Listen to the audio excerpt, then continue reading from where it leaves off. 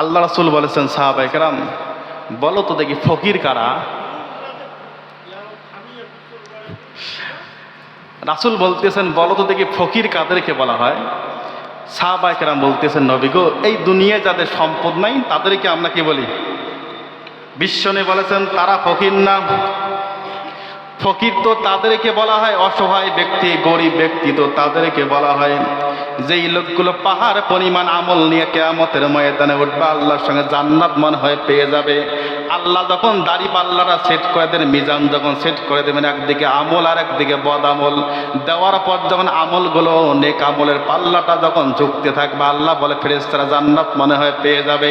এমন সময় বাজারে আব্দুর রহমান আব্দুল সাত্তার দোকানদার দাঁড়ায় যায়, বলতেছেন, আল্লাহ গো, আজকে আমার আমলের পাল্লাও আপনি আমল নামা তুলে দিয়েছেন, আমার আমলের মধ্যে সামান্য একটা আমলের দরকার গো আল্লাহ, যদি সামান্য আমলটুকু হয় আজকেও আমি জান্নাতে যাব, কিন্তু এই জমানায় তো আমাকে আর কেউ আমল দিবে না। কারণ আমি আমার সন্তানের কাছে গেলাম, সন্তান বলতেছেন দুনিয়ার জমিনে আমার কোনো বাবা ছিল না।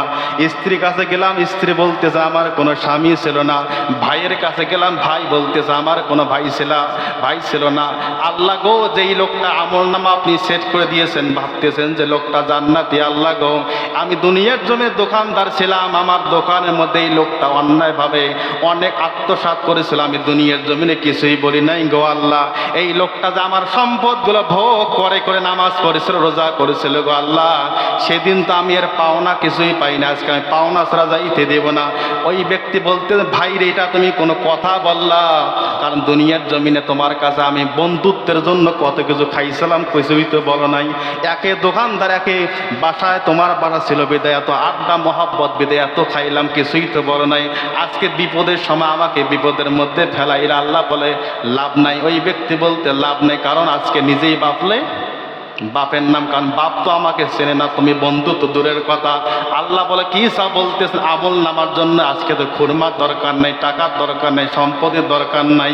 ওই ব্যক্তির আমল নামা থেকে নেক আমলগুলো তুলে তুলে দিয়ে আমার আমল নামা ততক্ষণ পর্যন্ত ডান দিকে না ঝুলবে, ততক্ষণ পর্যন্ত আমি আপনার দরবার ত্যাগ করবো না। আল্লাহ বলতেছেন, ও ফেরেশতারা, যে লোকটা জান্নাত পাবে তা আমল নামাগুলো তোলা শুরু করে দাও। এইভাবে সমস্ত মানুষ যখন তাকে বলবে আমার কাছে ঋণগ্রস্ত ছিল, ঋণের পরিমাণ আমল দিয়ে দাও, আমলগুলো দিতে দিতে যে লোকটা জান্নাত পাওয়ার কথা, এক পর্যায়ে ওই ব্যক্তিটা আমল নামা যখন শূন্য হয়ে যাবে, আল্লাহি বিল্লাহি, রাসূল হাদিস শরীফ ফরমান, ওই লোকটা এক পর্যায়ে জাহান্নামে চলে যাওয়ার পর আল্লাহ রাসূল বলেছেন, দুনিয়ার জমিন থেকে কিয়ামত পর্যন্ত এই লোকটাই বড় ফকির। আমল নামা আছে কি নেই? সব আমল আছে, কিন্তু দিতে দিতে সব শেষ। আপনি খেয়াল করে দেখেন তো, এই 30 বছর, 60 বছর, ৭২ বছরে আপনি কত হক নষ্ট করেছেন। এই যদি আজকে বাড়ির মধ্যে খেয়াল করেন, হুজুর তো এই কথা বলিন, আমি যা কিছু এই 30 বছর অর্জন করেছি, যদি এই অবস্থা আমি মারা যাই, যত মানুষে হক নষ্ট করেছে। অনেক দোকানে বাকি আছে না, আছে না? 3 মাস 4 মাস ঘোরাইতে ঘোরাইতে বাকি ফেলায়া 4 মাস পর মানে দোকান, যে দোকানে বাকি খায় তার সামনে আসে না। দোকানদার 1 দিন 2 দিন 2 মাস বলতে বলতে তার বলায় বাদ দিচ্ছে, এমন আছে না? এখন লোকটা 3 মাস পর আসছে, বলে দোকানদার তো আর কিছুই কয় না, কি কয় না, আর দোকানদার কিছুই কইতেছে না, মনে মনে ভাবে আমি তো বেঁচে গেলাম, কারণ আমার 1000 টাকা বাকি ছিল, এখন তো চায় না, তার মানে আমি মাপ পাইলাম।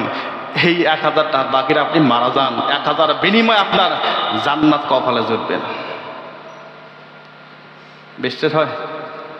এই জন্য মুসলমান, আমাদের দোয়া যে কবুল না হয়, পিছনে আমাদের দোষ আছে কি নেই? 4র্থ নম্বরে আমরা কি করি? আত্মীয়তার সম্পর্ক ছিন্ন করি, অন্যর হকগুলো নষ্ট করে খায়। এই জন্য সামান্য একটু বাদাম হলো, যুবক ভাইরা, কখনো বাদামের দোকান থেকে একটা বাদাম তুলে খাওয়া যাবে? আজকে না বলে, কিন্তু এমন এক সময় আসবে যেদিন এই বাদামটার জন্য আমার আমল নামা সব কি হয়ে যাবে। আপনার তো হাতটা কাঁপানো উচিত ছিল, যেটা তো মানুষের হক, আমি কেমন করে হাত দিয়া আবার সেটা তুলে খাই।